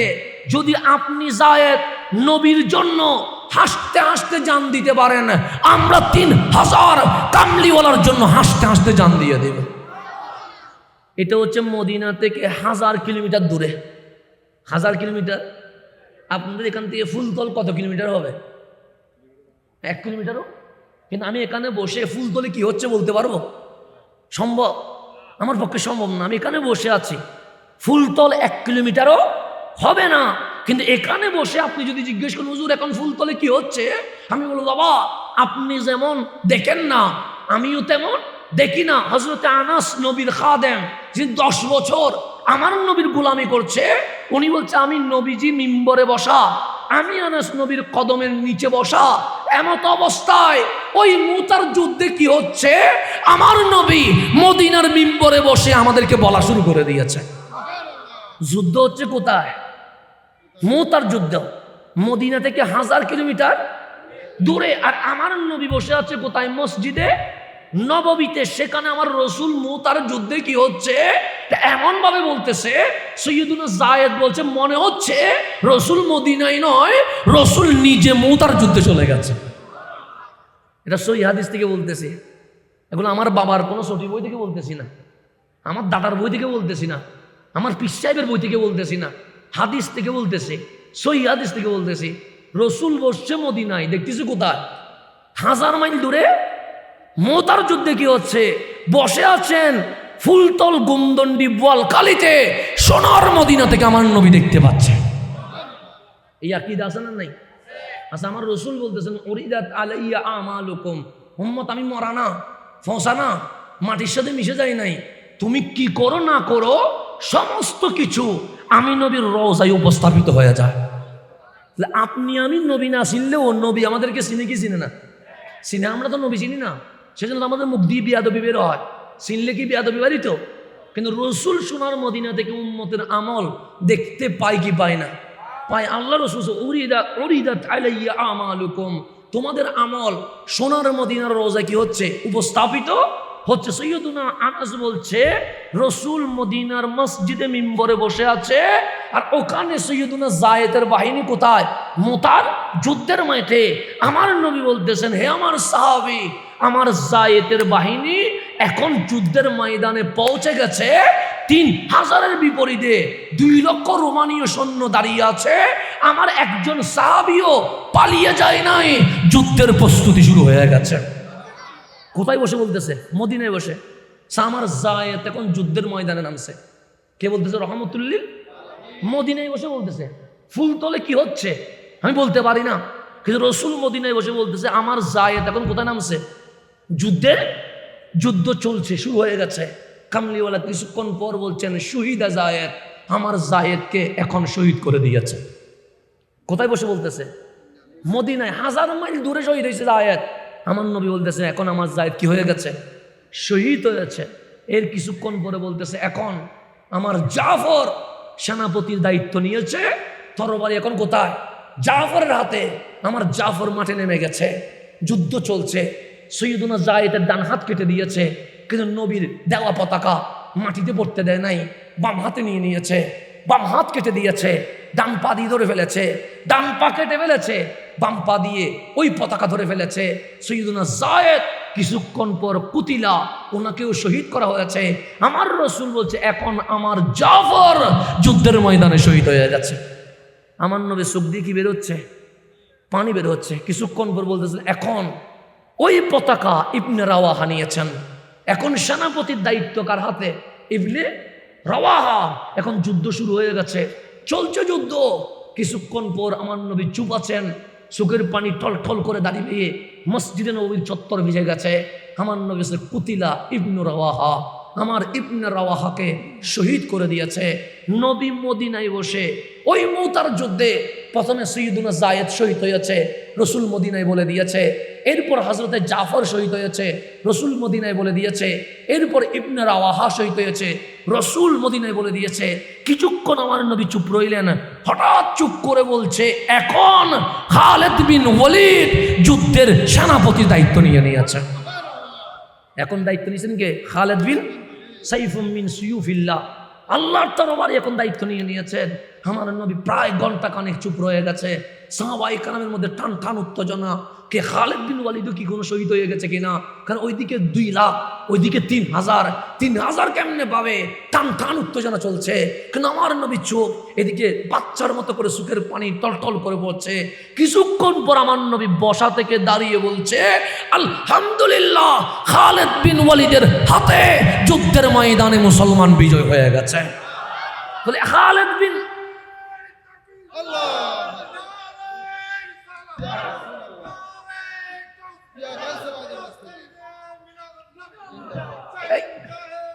জিন্দাবাদ। এই খালিদ বিন ওয়ালিদ যদি বিপরীতে 2 লাখ হয়, খালিদ বিন ওয়ালিদ হারে নাই, জিতে গেছে। যেখানে 20,000 হইলেও খালিদ বিন ওয়ালিদ জিতে গেছে। ফারুক আজমের শাসন আমল পর্যন্ত খালিদ বিন ওয়ালিদ ছিলেন সেনাপতি। যে যুদ্ধেই নেমেছে খালিদ বিন ওয়ালিদের ইতিহাসে পরাজয় নয়, সেখানে জিতে চলে এসেছে। এটার নাম খালিদ বিন ওয়ালিদ রাদিয়াল্লাহু তাআলা। ফারুক আজমের জামানা যখন চলে আসে, চতুর্দিকে খালিদ বিন ওয়ালিদের তাকবীর চলতেছে, প্রশংসা চলতেছে। যেমন আমি আসছি, আমার ভাই বলতেছেন হাসানা জাহারির আগমন, শুভেচ্ছা। একটু নিজের কাছে ভালো লাগতেছে, কারণ নফসানিয়ত আছে তো, আমিত্ব আছে তো, মানুষের ভিতরে পশুর গুণ অহংকার এগুলো আছে তো। সেজন্য নিজের নাম বড় করে দিলে ভালো লাগে, সুনাম করলে ভালো লাগে, স্লোগান দিলে ভালো লাগে। এরকম আমাদের ভালো লাগা কাজ করে কি করে না? করে। সেজন্য তো আপনারা নামের আগে পিছে 3-4 লাইন লিখেন। কেন? বক্তা যেন দেখে কি হয়ে যায়, খুশি হয়ে যায় যে ওনার নাম আমরা লাল করে দিয়েছি, বড় করে দিয়েছি। ওনার বয়সে ছোটো, উনি বয়সে ছোটো, ওনার বয়সে বড় মানুষের নাম নিচে দিয়েছি। এরকম আমাদের পোস্টারে আমাদের নামগুলো বিভিন্ন রং বেরঙের হয় কি হয় না? হয়। কেন? ওই আমাদেরকে একটু কি করার জন্য, ভালো লাগানোর জন্য। তো তাকবীর দিয়েছেন, ভালো লাগছে। এখন অন্য কোনো মাহফিলে তাকরীর চলা অবস্থায় যদি তাকবীর না দেয় আমার খারাপ লাগবে। কেন? আমি বলবো গুমদণ্ডির মাহফিলে যদি আমার জন্য মাহফিল তামায়া তাকবীর দিতে পারে, ফুলতলের মাহফিলে দিবে না কেন? কথা ঠিক না? এগুলো করতে করতে মানুষের অহংকারের কারণে আমল কি হয়ে যায়? বরবাদ হয়ে যায়। জান্নাতি মানুষ জাহান্নামী হয়ে যায়। তাই আপনার দোয়া করবেন আল্লাহ যেন আমাদেরকে অহংকার থেকে হেফাজত করে। সেই জন্য আপনারাও আমাদেরকে সহযোগিতা করবেন। নামের আগে পিছে এত কিছু লকব দিবেন না, জাস্ট নাম লিখবেন সৈয়দ মোহাম্মদ হাসান, মা বাবা যেটা দিছে এটা। মানুষ আসলে আসবে, না আসলে নাম দিয়ে কি মানুষ আনার দরকার আছে? নাই তো আপনার এত বিশাল নাম লিখেন, আমাদের ভিতরে নফসানিয়ত আসে, আমার কাছে অহংকার চলে আসে। এখানে তাকবীর দিলে, অন্য জায়গায় তাকবীর না দিলে আমাদের মাথা কি হয়ে যায়? গরম হয়ে যায়। এখানে নাম বড় করে দিলে, অন্য জায়গায় নাম ছোট করে দিলে মনে কষ্ট পায়। কেন? ভিতরে একটা কি আছে? আমি তো আছে না? নাই আছে, সবার কাছে আছে। এটা আমাদের মধ্যে অহংকার আছে। সেজন্য আল্লাহ সব কিছু মাফ করবেন, কিন্তু অহংকার কি করবে না। কেন? অহংকারের চাদরকার আল্লাহ চাদর। এই চাদর নিয়ে কেউ টান দিলে আমার মালিক বলে আমি আর মাফ করতে পারি না। ইবলিস হইছে অহংকারের কারণে, ফেরাউন হইছে অহংকারের কারণে, নমরুদ হইছে অহংকারের কারণে, আবু জেহেল হইছে অহংকারের কারণে, কালো বেলাল 8 জান্নাতের মালিক হয়েছে আদবের কারণে। তাহলে অহংকার আর আদব। আচ্ছা করে রাস্তা তোমরা প্রশ্ন দিতে, প্রশ্ন আরো তাহলে দিবে, অসুবিধা নেই। ফাইলে ফাইলে নাই গান যেটা পারবো না এটা বলবো পারি না, ঠিক আছে না? কারণ এখানে আমিত্ব প্রকাশ করতে গেলে যদি আমি ভুলভাল মশালা দিই, জাতি পথভ্রষ্ট হবে। কথা ঠিক না? সেজন্য জেনে শুনে প্রশ্নের উত্তর দেওয়া দরকার। তো আপনারাও মাঝে মাঝে প্রশ্ন কতগুলো দিয়ে দেন। প্রশ্ন করবেন মুফতি সাহেবকে। কাকে? মুফতি সাহেবকে। আমাদের মতো ছোটোখাটো মানুষরা যদি মুফতি বানাই দেন, সমাজের মধ্যে ফেতনা হবে, ফাসাদ হবে, মানুষ পথভ্রষ্ট হবে। সেজন্য বিষয় যেটা দিয়েছেন এটা তো তাকি। পরে প্রশ্ন যা দিতে শুরু করছেন দেন, অসুবিধা নেই। ইনশাল্লাহ যদি জানা থাকে উত্তর দিব, জানা না থাকলে পরবর্তীতে কোথাও আসলে কি করব বলবো ইনশাআল্লাহ। জেনে উত্তর দেওয়া ভালো। আমার আব্বাজানের বয়স এখন প্রায় 64 বছর পার হয়ে যাচ্ছে। উনি কেমন পড়ালেখা করে এটা সবাই জানে, কিন্তু এখনো আমরা দেখি আমার আব্বাকে কেউ প্রশ্ন করলে উনি বলেন একদিন পর কল দিও, 2 দিন পর কল দিও, সহজ সহজ মাসালা। তো আমরাও দেখি 1 সপ্তাহ পর কল দিও, এরকম বলে। কিরে, এটা তো আমিও পারি, আমার আব্বা বলেন নাই কেন? তখন বলেন আমাদেরকে শিখান যে তুমি হজরতে মালিকের চেয়ে বড় হও নাই। সৈয়দুনা মালিককে এক মজলিসে 40টা প্রশ্ন করেছিল, সৈয়দুনা মালিক একটা প্রশ্নের উত্তর দেয় নাই। এটা আমানত, এটা দেখে শুনে পড়ালেখা করে এরপরে উত্তর দিতে হয়। সেজন্য আমার আব্বারা এখনো পর্যন্ত বলে একদিন পর কল দিও, 2 ঘন্টা পর কল দিও, কিতাব দেখে বলে। কি আব্বা এটা কি জানেন না? জানি তো। এরপরও কিতাব দেখলেন? হ্যাঁ, কারণ এই প্রত্যেকটা মাসালার উত্তরের জন্য আমাকে নবীর সামনে দাঁড়াইতে হবে। তা আমি যদি বেওয়াফাই করি দুনিয়াতে পার পেয়ে যাব, কিন্তু আখিরাতে পার পাওয়ার কোনো সুযোগ নাই। সেজন্য আপনার মাঝে মাঝে তালাকের প্রশ্ন কল করে করেন, কল করে তালাকের প্রশ্ন করা যাবে না। তালাকের প্রশ্ন করার জন্য স্বামী স্ত্রী দুজনকে লাগবে। একজন ভালো মুফতি, গ্র্যান্ড মুফতি কামিল মাদ্রাসার, যিনি বুখারি পড়ায়, এরকম মুফতি সাহেবের কাছে যাবেন, যাতে করে তালাকের মাসালায় অনেক ভেজাল আছে, দাম করে প্রশ্ন করে ফেলেছেন, উত্তর দিয়ে দিয়েছি। এটা যদি তালাক হয়ে যায়, আমি যদি বলি তালাক হয় নাই, এরপর থেকে মরণ পর্যন্ত স্ত্রীর সাথে থাকলে এটা জানা হয়ে যাবে। কথা ঠিক না? মারাত্মক পাব না? তাহলে আমি হুজুরকে আপনি বলেন, হুজুর আমি মাথা গরম অবস্থায় কি দিয়ে দিয়েছি, তালাক দিয়ে দিয়েছি, এখন ফতোয়া দেন। আপনি চাচ্ছেন আমি যেন বলি তালাক হয় নাই। আচ্ছা, মানুষ কি আনন্দে তালাক দেয়? মাথা গরম করেই তো দেয়। মানুষকে হাসতে হাসতে তালাক দিবে, খুশি মনে তালাক দিবে? তো তালাক দিবে তো গরম হয়ে। এখন আমার পাবলিক সাইজে তালাক গরম হয়ে দিছি, শুধু আপনি বলবেন তালাক কি হয় নাই, প্রয়োগ হয় নাই, আপনি বলেন ঠিক আছে। তো মানুষ তো তালাক দিয়ে গরম করে, গরমের পর্যায়ে আছে, গরম কিভাবে হবে, কতটুকু বসলে এই তালাক হবে না, এটা বলার জন্য মুফতি সাহেব লাগবে কি লাগবে না? এখন আপনারা আমাদেরকে কল দেন, আমরা ছোট মানুষ, আমারও যদি মুফতি বানাই দেন, কিয়ামত তো আর বেশি দিন নাই। তাইলে আমি যদি মুফতি হই, কিয়ামত আছে? কিয়ামত বেশি দিন নাই। আমি বক্তা হই, সেটা তো কিয়ামত আলামত। আমি যে বক্তা, এটা কিয়ামত আলামত। আপনি বুঝেন নাই? ফেসবুক থেকে দাওয়াত দিচ্ছেন, ইউটিউব থেকে দাওয়াত দিচ্ছেন, আমার হাদিয়া কম দেন না, আলহামদুলিল্লাহ, যত দেন বেশি দেন, কম দিলে আমি আবার বাড়াই নিয়ে যাব। কিন্তু আপনি বলেন তো দেখি, শেরে মিল্লাত আল্লামা ওবায়দুল হক নাইমি রহমতুল্লাহ আলাই, ওনাকে হাদিয়া কত দিচ্ছেন?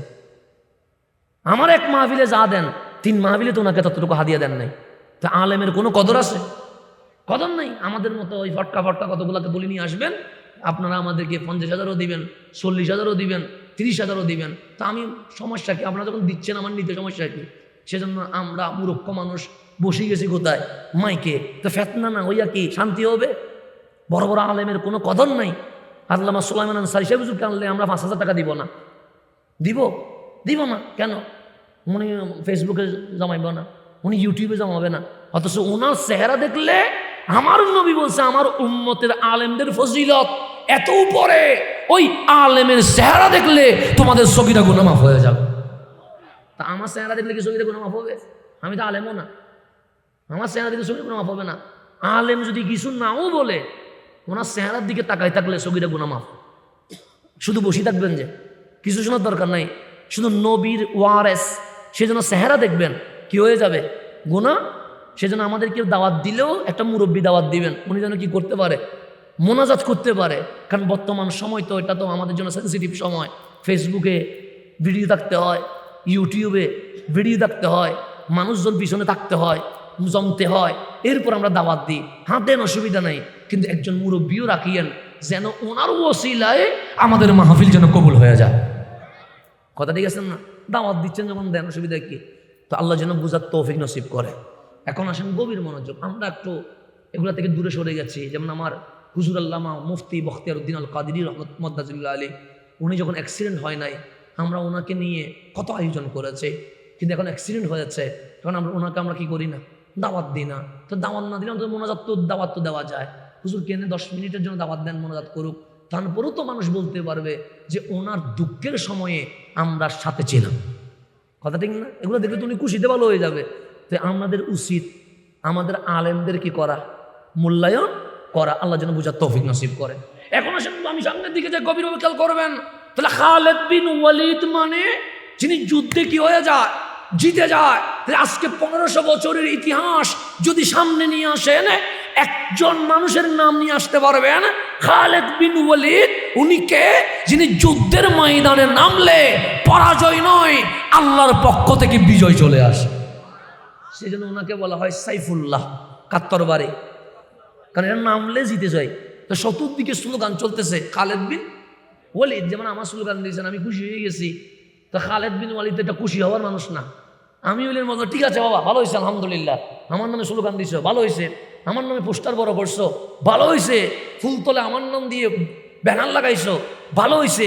আমি হইলে না বলবো কি হয়েছে ভালো হয়েছে। আমি আর খালেদ বিন ওয়ালিদ কি এক?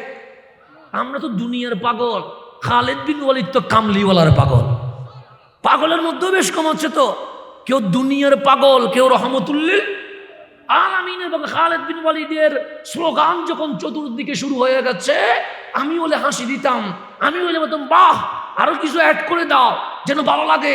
3 লাইন কেন, আরো 4 লাইন কি করো অ্যাড করে দাও ভালো লাগবে, আমার প্রচার করো ভালো লাগবে, আমার ছবি ফেসবুকে দাও ভালো লাগবে, আমার ভিডিও বেশি বেশি ইউটিউবে দাও ভালো লাগবে, আমারটা সাবস্ক্রাইব করো, আমাকে লাইক দাও, আমাকে কমেন্টস করো, আমাকে শেয়ার করো। আমি হইলে বলতাম শুধু আমি আমি আমি। আর খালেদ বিন ওয়ালিদ বলছে আইয়ুহাল মুজাহিদুন, হে মুজাহিদ তাআলাও, এদিকে এসো এদিকে এসো। ইসলামিক যোদ্ধারা সবাই চলে এসেছে। খালেদ বিন ওয়ালিদ বলে আমি কি শুনতে পাচ্ছি? সকল মুজাহিদ বলছেন কি শুনতে পাচ্ছে না? যে চতুর্দিকে আমার নাম চলছে। সাহা তোমরাই স্লোগান দিচ্ছ, সাহা আমরাই স্লোগান দিচ্ছি। কেন দিচ্ছ? সমস্ত মুজাহিদ বলছে খালেদ বিন ওয়ালিদ আপনার স্লোগান দিব না তো কার স্লোগান দিব? আপনি চিৎকার দিলে জমিন কেঁপে ওঠে, আপনি চোখ লাল করলে মুশরিকদের কাফানি শুরু হয়ে যায়, আপনি তরবারি তুললে মুশরিকের গর্দান বাক হয়ে যায়। আপনি মানি ফাত, আপনি মানি বিজয়, আপনি মানে আমাদের ইসলামের ডঙ্কা বাজে। আপনার স্লোগান দিব না তো দিব কার স্লোগান? খালেদ বিন ওয়ালিদের সুখ দিয়ে পানি বের হয়ে গেছে। তাক দিয়ে বললেন হে মুজাহিদ তোমরা কি মনে করেছো আমার হুঙ্কার ইসলামকে জিতায়? সবাই বলেন হ্যাঁ। তোমরা কি মনে করেছো আমার চক্ষু লাল করা এটা ইসলামকে জিতায়? সবাই বলেন হ্যাঁ। তোমরা কি মনে করেছো আমার তরবারি ইসলামকে জিতায়? সবাই বলেন হ্যাঁ। খালেদ বিন ওয়ালিদ বলে শুনে রেখো, আমার তরবারি, আমার গর্জন, আমার চোখ রাঙ্গানো ইসলামকে জিতায় না। সবাই বলেন কিসে জিতায়? খালেদ বিন ওয়ালিদ পাগড়ি কোলে একটা চুল মোবারক বের করে বলছে এই চুলে জিতায়। সবাই বলে এই চুল কার? সেটা কামলিওয়ালা রহমতুল্লিল আলামিনের চুল মোবারক। যেদিন পাগড়ির ভেতরে দিয়ে দিয়েছি সেদিন থেকে আজকে পর্যন্ত খালেদ বিন ওয়ালিদ হারে নাই, প্রত্যেক যুদ্ধে জিতে গেছে। তাহলে বুঝুন ইসলামিক যারা যারা যারা আমাদের সৈয়দ, যারা আমাদের ইমাম, যারা আমাদের সরে তাজ, তারা বলছে যুদ্ধের ময়দানে জিতিয়েছে একটা বরকত, একটা তাবাররুক, এটা হচ্ছে রহমতুল্লিল আলামিনের চুল মোবারক। এটা নিয়ে যেদিন থেকে নেমে গেছি সেদিন থেকে আজকে পর্যন্ত খালেদ বিন ওয়ালিদ কখনো হারে নাই। নামতে দেরি, ইসলামের বিজয়ের আওয়াজ উঠতে কি হয় নাই? দেরি হয় নাই। তাহলে আপনি একটু সামনের দিকে যদি যান, এটাই প্রমাণিত হয় আমার নবীর ইশক, আমার নবীর মোহাব্বত, আমার নবীর প্রেম এই ইসলামকে বিশ্বে ছড়িয়ে দিয়ে দিয়েছেন। কথা ঠিক কিনা? এখন আসেন সামনের দিকে যান। কথা বুঝলেন না? বুঝলেন না? বুঝলে কোন তো? তাহলে এখন সামনের দিকে আমি যেখানে যাচ্ছি সেখানে চলে যায়। তাহলে ইসলাম জিতে অস্ত্র দিয়ে না, বোমা দিয়ে না, তরবারি দিয়ে না, কি দিয়ে? ইন কুনতুম মুমিনিন, ঈমান দিয়ে। কি দিয়ে? ওই ঈমানটা কি? এটা দাড়ির নাম ঈমান না, টুপির নাম ঈমান না, নামাজের নাম ঈমান না, মাহফিলের নাম। তো ঈমানটা কি? আল্লাহ বলছে আন-নবিয়্যু, আচ্ছা তো বিধান না সুন্নাহ আমল, নামাজ লাগবে, তা আমল। ওই আমল তখন কবুল হবে যখন বুকে কি থাকবে? ওই ঈমান বের করার জন্য বিভিন্ন ষড়যন্ত্র করে মুসলমান সাজিয়ে এই সোনার বাংলাদেশ সহ বিশ্বে কিছু মানুষ সারিয়ে দিয়েছে। তাদের কাজ একটা, মধুর কথা বলবে, সুন্দর কথা বলবে, ফাঁকে ফাঁকে আমার নবীর শানে বিয়াদবি করবে। 45 মিনিট একদম খুব সুন্দর, এখানে কোনো কি নাই, একদম বেজাল নাই। পরের 45 মিনিটও সুন্দর, মাঝখানে এসে বলবে নবী এটা আমাদের মতো 200 গুণে মানুষ। এতটুকু শব্দ বলতে কতক্ষণ লাগছে? 1 মিনিট লাগছে। আগের 45 মিনিটও ঠিক আছে, পরের 45 মিনিটও কোনো সমস্যা নেই, সব ঠিক। মাঝখানে শুধু এতটুকু বলছেন নবী এটা মরি ফুসি গেছে। এতটুকু কথা বলতে 1 মিনিট লাগছে। সব ঠিক। খানাইয়ে কাবার মাহফিল করতে আমাদের সুখে দিয়ে পানি বেরিয়ে গেছে। আরাফার মাহফিল, হাজরে আসওয়াদের মাহফিল, সাফা মারওয়ার মাহফিল, হঠাৎ করে বলতেছে 1.5 ঘন্টা মাহফিল, ঠিক লাস্টে এসে বলতেছে কাবায় গেছো, মদিনায় যাওয়ার দরকার নেই। এটা বলতে কতক্ষণ লাগছে? 1 মিনিট লাগছে। 1.5 ঘন্টা মাহফিল, ঠিক, এখানে কোনো সমস্যা নাই, একদম ফুল সলিড কোরআন সুন্নাহ থেকে বলেছে। লাস্টে গিয়ে বলতেছে কাবায় গিয়েছো, মদিনায় যাওয়ার দরকার, ওই যাইয়া লাস্টে গিয়ে শুধু নবী নিয়ে রাখবে, মদিনায় যাওয়ার দরকার নাই। নবী আমার মতো, নবী আলিফবা জানে না, নবী নিরক্ষর, নবী মূর্খ, ইয়া রাসূলুল্লাহ বলতে বলা যাবে না, রওজা নাম ধরলে শিরিক হয়, কবর বলতে হয়, সব ঠিক থাকে। মাঝখানে 20 সেকেন্ড নবীর সামনে কি করবে? বেয়াদবি করবে। কেন? এটা ইহুদি খ্রিস্টানের বিশাল এক মিশন। তোমরা গিয়ে মধুর কথা বলবা, মিষ্টি মিষ্টি কথা বলবা, হেসে হেসে কথা বলবা, স্মুথ কথা বলবা, সুন্দর সুন্দর কথা বলবা, মাঝখানে 10 সেকেন্ড 20 সেকেন্ড নবীর শান একটু কি করতে হবে? বেয়াদবি করতে হবে। কেন? নবীটাই ঈমান। এটা যদি বের করে দেওয়া যায়, উপরে মুসলমান থাকবে, ভিতরে কিছুই থাকবে না। এই ষড়যন্ত্র চলতেছে, এই ষড়যন্ত্র চলতেছে, বর্তমান চলতেছে এই ষড়যন্ত্র। যেমন রবিউল আউয়াল আসলে অনেকের মাথা কি হয়ে যায়, আসে না এরকম? এই পারতেছে না যে রবিউল আউয়ালের সাঁতেটা নামায় ফেলতে ধরে, এরকম আসে না নাই? আচ্ছা, সাঁতেটা নামায় ফেলতে চাচ্ছে, এরকম আসে না নাই? রবিউল আউয়াল নিয়ে যদি আপনি ব্যানার দেন, বলবে বেদাত, আসে না? আছে। লাইটিং করেন, বেদাত, মাহফিল করেন, বেদাত। আবার সেই মানুষটা দেখবেন দুর্গা পূজার সময় বিশাল ব্যানার দিয়ে বলবে দুর্গা পূজার শুভেচ্ছা। একই মানুষ যিনি মিলাদুন নবী ব্যানার দেখে কি বলছে? বেদাত বলছে। উনি আবার কিসের কিসের পোস্টার তুলতেছে? দুর্গা পূজার। এখন মিলাদুন নবীটা যদি বেদাত হয়, দুর্গা পূজারটা কোন ফতোয়ায় দাঁড়াতে হবে? একই মানুষ, মানুষ দুইটা না, মানুষ একইটা। যিনি ঈদে মিলাদুন নবীর পোস্টার দেখে কি বলতেছে? বেদাত বলতেছে। উনি আবার দুর্গা পূজার কি তুলে দিয়েছে? পোস্টার তুলে দিয়েছে। তাহলে ঈদে মিলাদুন নবীটা যদি বেদাত হয়, দুর্গা পূজারটা কি দাঁত হবে? তাহলে ফতোয়া কয়টা হয়ে গেছে? 2টা। মিলাদুন নবীটা উনি সহ্য করতে পারতেছে না, কিন্তু উনি দুর্গা পূজারটা কি করতে পারতেছে? সহ্য করতে পারতেছে। নবী নিয়ে তো ঝামেলা কিসের? রসুল নিয়ে তো সমস্যা কিসের? কারণ রসুলটা ঈমান, এই ঈমানটাই জামিলা। ওদের অলি নিয়ে কোনো জামিলা ছিল না। কারণ অলির দরবারে গেলে ওই মানুষটা নবীর শানে বেয়াদবি করে না, সেই জন্যই বাংলাদেশে অলির শানে বেয়াদবি শুরু করছে। নাহলে অলি নিয়ে তো জামিলা নাই তো। অলি নিয়ে জামিলা হচ্ছে একটা, আপনি যখন অলির সাথে সম্পর্ক রাখবেন, আপনার জবান কি নবীর শানে বেয়াদবি করবে? অলির দরবার থেকে বের হইলে নবীর শানে কি হয়? বেয়াদবি বের হয়। এর আগ পর্যন্ত হয় না। এটা হচ্ছে মূল কথা। সেই কারণে ওলি নিয়ে জামিলা, নাহলে ওদের ওলি নিয়ে কোনো জামিলা ছিল না। কিন্তু এই ওলি নিয়ে জামিলা হচ্ছে এটা, ওলির দরবারে মানুষকে নবীর আদব শিখানো হয়। নবীর আদব, এটাই হচ্ছে জামিলা, আর কোনো জামিলা না। তো ওদের পয়েন্ট হচ্ছে নবী, নবীটারে কি করে দিতে হবে? মাইনাস করে দিবে। কেন? এটা ঈমান। এটা যদি চলে যায় বুকের মধ্যে, আর ঈমানে কোনো শক্তি যদি না থাকে, হাজার জিহাদ করলেও মুখে ফেনা বাইরে হবে, ইসলামের কখনো বিজয় আসবে না। শাহজালাল তসবি নিয়ে ঢুকলে চেহারা শুধু দেখবে, ওই যে ঈমানের নূর আছে, লক্ষ বিধর্মী চেহারা দেখে মুসলমান হইয়া ইসলামের বিজয়ের পতাকা তুলে ফেলবে। এটা হচ্ছে ঈমানি কানেকশন, নূর দিয়ে হয়। তাহলে ঈমান লাগবে কি লাগবে না? তো সেই জন্য আল্লাহ বলছেন, ওয়া ইয ক্বালা রাব্বুকা লিল মালাইকাতি ইন্নী জাইলুন ফিল আরদি খলিফা। বান্দার নাম আল্লাহ দিছে খলিফা। আমি দুনিয়াতে কি পাঠাবো? খলিফা পাঠাবো। কেন? আমার বান্দার আমি কেন বানাইছি? তাহলে এই জমিন আছে না নাই? আছে। এই পানি আছে না নাই? পানির ভেতরে অসংখ্য প্রাণী আছে না নাই? জমিনের উপরে অনেক গাছ গাছালি পশু পাখি আছে না নাই?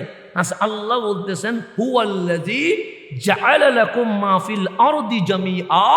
এই জমিনে যা আছে সমস্ত কিছুর মালিকানা আমি আল্লাহ আমার বান্দাকে দিয়ে দিয়েছি। সেজন্য যদি বলেন জমিনের মালিক আমি, শিরিক হবে না। গাছের মালিক আমি, শিরিক হবে না। গরুর মালিক আমি, শিরিক হবে না।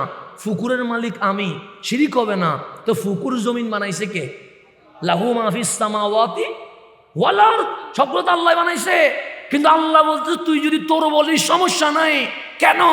বানাইছি আমি, কিন্তু জাআলা লাকুম মা ফিল আরদি জামিআ।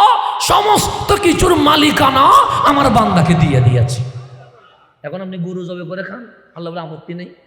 মহিষ জবে করে খান, আল্লাহ বলে আপত্তি নেই। গাভীর দুধ পান করেন, আল্লাহ বলে আপত্তি নেই। জাল দিয়ে মাছ ধরে খান, আল্লাহ বলে আপত্তি নেই। গাছ থেকে ফল ছিঁড়ে খান, আল্লাহ বলে আপত্তি নাই। গাছে উঠে ডাব নিয়ে খান, আল্লাহ বলে আপত্তি নাই। কেন? আমি তোমাকে মালিক বানাই দিছি। যে জমিনের মালিক বান্দা, পুকুরের মালিক বান্দা, জমিনের ভিতরে যত খজিনা আছে সমস্ত খজিনার মালিক আল্লাহ, গাছগাছালির মালিক আল্লাহ। আমাদেরকে বানাইছে বান্দা, আল্লাহ বলে সব তোদেরকে দিয়ে দিয়েছি। সেজন্য এই জমিনের মালিককে ওই ভূমি রেজিস্টার অফিসে গিয়ে দেখবেন নূর হোসেন, ইমাম হোসেন, আবুল হোসেন ওদের নাম লেখা আছে। আসলে জমিনের মালিককে, কিন্তু ওই রেজিস্টার অফিসে গিয়ে আল্লাহর নাম লেখা আছে নাই, নূর হোসেনের নাম লেখা আছে, ইমাম হোসেনের নাম লেখা আছে, আবুল হোসেন তার 3 ভাইয়ের নাম লেখা আছে। মালিক জমিনের মালিককে। আল্লাহ বলে আমি তো মালিক ভূমি রেজিস্টারে গিয়ে দেখি ওরা 3 ভাইয়ের নামে লেখা। আল্লাহ বলে সমস্যা নাই, আমি আল্লাহ এই জমিনের মালিকানা তাদেরকে দিয়ে দিয়েছি। তারা বুক করতে পারবে, মালিক দাবি করতে পারবে। জমিনও আপনার আমার, পুকুরও আপনার আমার, যত প্রাণী আছে আপনার আমার। আমরা কার? আল্লাহ বলে তোরা আর কারো হোস না, ইন্না লিল্লাহ, সব তোরা নিয়ে নে, কিন্তু তুই মানুষটা কারো হবি না, তুই শুধু আমার হয়ে যাবে, তুই শুধু আমার হবে। ইন্না লিল্লাহ, তুই শুধু কি হবি। সেজন্য মাঝে মাঝে আমরা মিসগাইড হই, কি হই না হই। মিসগাইড হইয়া যখন আমাদের মাথা সম্পর্ক যখন ছিন্ন হয়, তখন আমরা দিনে সূর্য উঠলেও আলো দেখি না, ফার্মেসি থেকে ওষুধ খাইলেও অসুখ কি হয় না, ভালো হয় না। তখন সিদ্ধান্ত নিয়ে সুসাইড করব, আত্মহত্যা করব। আল্লাহ বলে করবি না কেন? তোর ওই দিল এটা তো আমার ছিল, ওখানে অন্য কাউরে বসাইছস, ও তো তোর দাম দিবে না, কারণ জিনিসটা আমার, সেখানে অন্য কেউ ঢুকবে, আমি আল্লাহ কখনো সইতে। সেজন্য মানুষ পাগল হয়ে যায়, সম্পর্ক ছিন্ন হয়ে যায়, তখন মানুষ পাগল হইয়া ঘুরে, এগুলা করে। তো আল্লাহ বলছে এগুলা ভালো হওয়ার জন্য একটা মেডিসিন আছে। মালিক মেডিকেলে যাব, আল্লাহ বলে না। হসপিটালে ভর্তি হব, আল্লাহ বলে না। ডাক্তারের কাছে যাব, আল্লাহ বলে না। আলা বিজিক্রিল্লাহ, সাবধান, শুধু একটা জিনিস করতে হবে, সেটা হচ্ছে আল্লাহর জিকির। ওই আল্লাহর জিকির করতে দেরি, কলবে আল্লাহ নাম বসতে দেরি, তাতমাইন্নুল কুলুব, অটোমেটিক অশান্ত অন্তর 1 মিনিটে শান্তি হয়ে যাবে।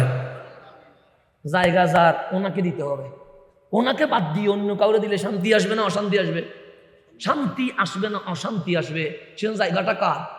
আল্লাহর। সেজন্য কলবুল মুমিনিন আরশুল্লাহ, এই মুমিনের কলব এটা কার আরশ? আল্লাহর আরশ।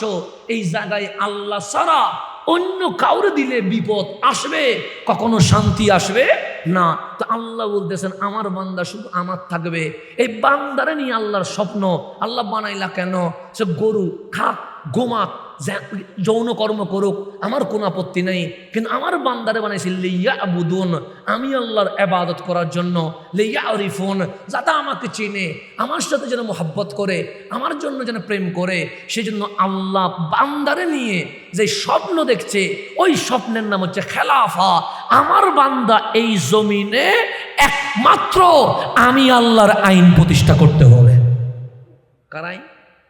এখন আল্লাহর আইনটা বুঝেন। পানি পান করা হালাল না হারাম? হালাল। পানি পান করলে লাভ কার? আল্লাহর না আমার? আমার। মদ পান করা হারাম।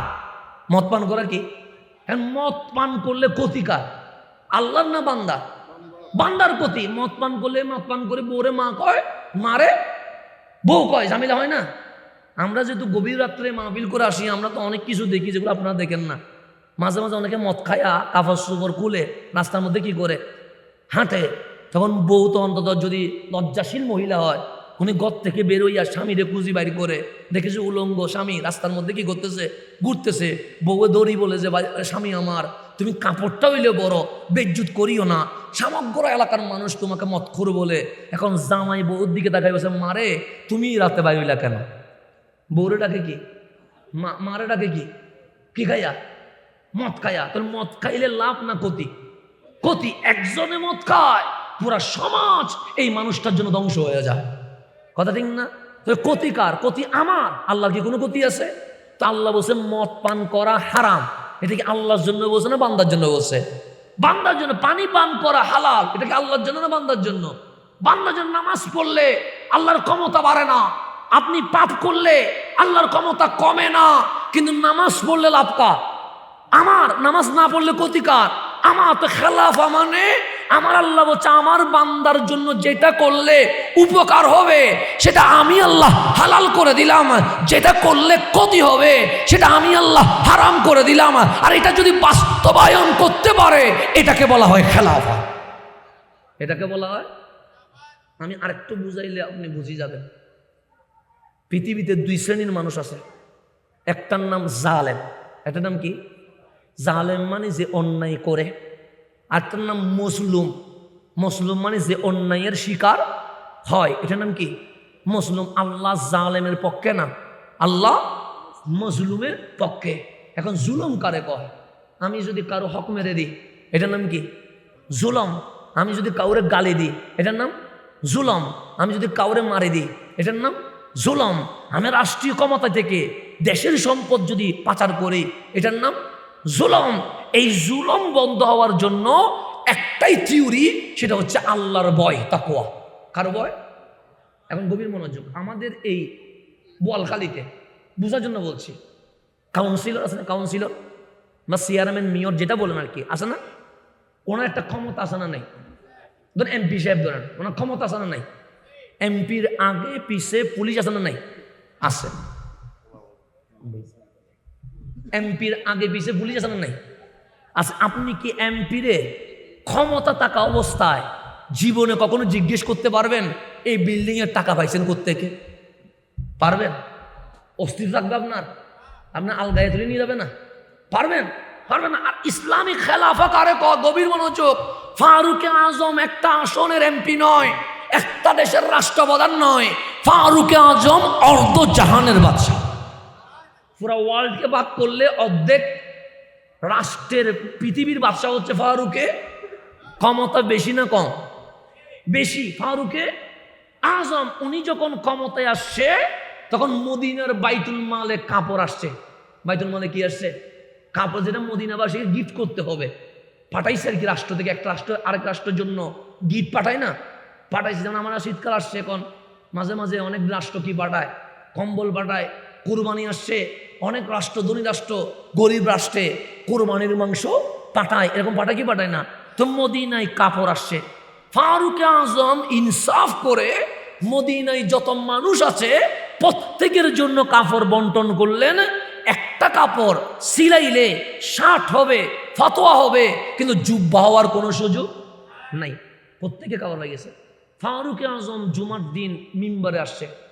কেমন প্রেসিডেন্ট? যিনি জুমার মসজিদের খতিব, যিনি মিম্বরের কি বক্তা। ফারুকে মিম্বরে উঠে ইন্নাল হামদালিল্লাহ বলে খুতবা শুরু করবে। এক মদিনার নাগরিক ফারুক আজমের জুব্বা টান দিয়ে বলছে, আমার খুতবা পরে শুনবো, জুব্বার কাপড়ের টাকা কিভাবে এসেছে আগে সেটার হিসাব দেন।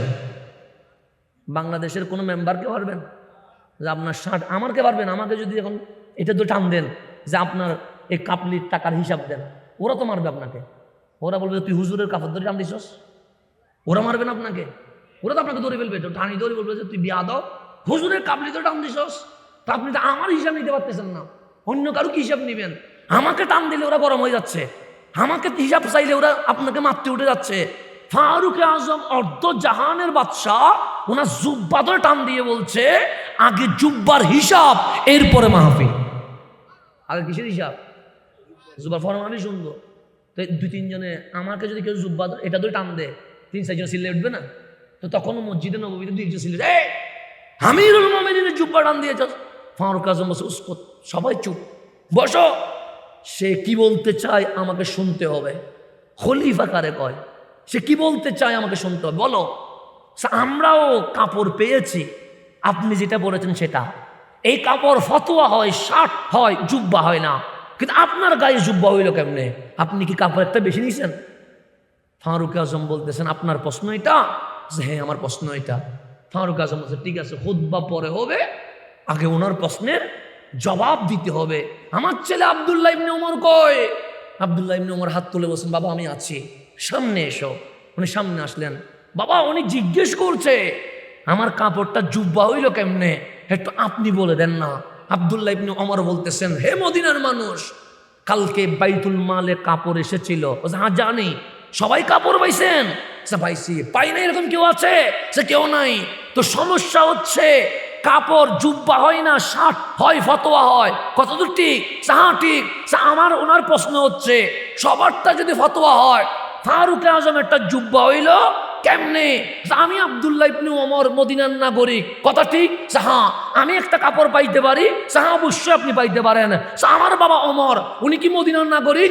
হ্যাঁ। উনি একটা কাপড় পাইতে পারে? হ্যাঁ। তো আমার বাবার নাগরিক হিসেবে উনি একটা কাপড় পাইলেন, আমিও মদিনার নাগরিক হিসেবে একটা কাপড় পাইলাম। আমি মাপ দিয়ে দেখি শার্ট হয়, ফতোয়া হয়, জুব্বা হয় না। তখন আমি চিন্তা করলাম আমার কাপড় আমি না সিলাইয়া এটা যদি আমার বাবারে দিয়ে দিই, আমার বাবার আর আমার কাপড় মিলায়া অন্তত আমার বাবার জন্য একটা জুব্বা হবে। এই জুব্বা দিয়ে ফারুক আজম মসজিদের মিম্বরে খুতবা দিতে পারবে। আমি যে ছেলে হিসেবে যেটা পাইতাম এটা আমার কাছে রাখি নাই, আমি কারে দিয়ে দিছি?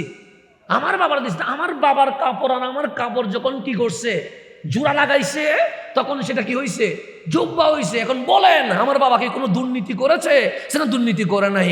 তখন ফারুক আজম ওনাকে বলতেছেন, হে মানুষ, তুমি যে আমার প্রশ্ন করলা, লা তাখাফ, কখনো ভয় পাবা না, এইভাবে প্রশ্ন করবা কেন? তোমার মতো নাগরিক যদি কিয়ামত পর্যন্ত থাকে, মুসলিম খলিফারা জীবনে কখনো দুর্নীতি করতে পারবে না। আমরা হইলে ঘুষি মানে যাচ্ছ ফেলা দিতাম, কথা ঠিক না? আমরা বেয়াদব, তুই আমার পাঞ্জাবিতে টান দিছস। আর ফারুক আজম বলতেছে তুমি আজীবন কি করবা? প্রশ্ন করবা, অধিকার দিলাম। তোমার মতো নাগরিক যদি কিয়ামত পর্যন্ত থাকে, জীবনে কখনো গভর্নর, এমপি, মন্ত্রী দুর্নীতি করতে পারবে না। এটার নাম হচ্ছে ইসলামিক খেলাফা, এটার নাম হচ্ছে খলিফা। এইভাবে যদি খেলাফা কায়েম হয়, দুর্নীতি বন্ধ হবে। দুর্নীতি যদি বন্ধ হয়, সোনার বাংলাদেশে একটা গরিব খুঁজে পাওয়া আমাদের জন্য মুশকিল হয়ে যাবে। একবার বছরে 100-তে কয় টাকা? 2.5 টাকা। সবাই জানেন দেখি, 100-তে 2.5 টাকা। নেশাব পরিমাণ সম্পদ 1 বছর থাকলে তাকে 100-তে 2.5 টাকা বছরে কয়বার দিতে হয়? একবার। এখন গভীর মনোযোগ। এই বোয়ালখালী আপনাদের এই গুমদন্ডি এলাকায়, এটা গুমদন্ডি বসে না? হ্যাঁ, এই গুমদন্ডি এলাকায়, আমাদের এই এলাকায় জাকাত ফরজ হয় প্রতি বছরে। এরকম 20 জন মানুষ আছে? আছে? বেশি হবে না কম হবে? বেশি, বাদ দেন, 20 জন আছে তো। তাহলে বছরে অন্তত 1 লাখ কি হয়? জাকাত কি হয়? ফরজ হয়। তাহলে 20 জনের যদি 1 লাখ খরচ হয়, কয় লাখ হয়? 20 লাখ হয়। গভীর মনোযোগ। কয় লাখ? 20 লাখ হয়। আপনাকে বুঝতেছেন? 20 জন মানুষ কোটিপতি। কোটিপতি। 1 কোটি টাকায় জাকাত আসে কত? 2.5 লাখ। 2.5 লাখ বাদ দেন, 1 লাখ টাকা জাকাত আছে। কয় লাখ? 20 জনে কয় লাখ? 20 লাখ। জাকাত দেওয়ার উদ্দেশ্য কি? গরিব যেন কি হয়? ধনী হয়। এটার নাম কি? জাকাত। ইসলামী খেলাফা থাকলে লাভ কি দেখেন? আমাদের গুমদন্ডিতে জাকাত দে কিরকম? রমজান আসছে, শাড়ি দে, লুঙ্গি দে, 500 টাকা, 1000 টাকা, 2000 টাকা। স্বাধীন হয়েছে আজকে 54 বছর চলে গেছে, গরিব গরিব হয়, ধনী হইতে কেউ দেখে নাই। দেখছে? বলকারি দেখে গরিব কি হয়? গরিব হয়, ধনী হয় না।